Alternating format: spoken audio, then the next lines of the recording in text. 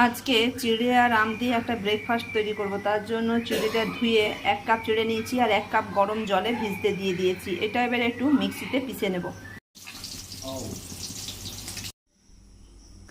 এখানে চিড়ে লঙ্কার পেস্টটা নিয়ে নিয়েছি। এখানে অল্প আটা নিয়েছি, 1 কাপ আমের পেস্ট নিয়েছি, বিট নুন নিয়েছি, এখানে দিয়েছি চিনির গুঁড়ো আর দিয়েছি গোলমরিচের গুঁড়ো আছে, আর আছে ভাজা মশলা। এগুলো সব একসঙ্গে ভালো করে মেখে নেব।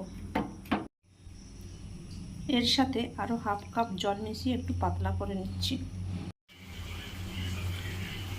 তাওয়ায় তেল গরম করে ব্যাটারটা দিয়ে দিয়েছি প্যানকেকের আকারে।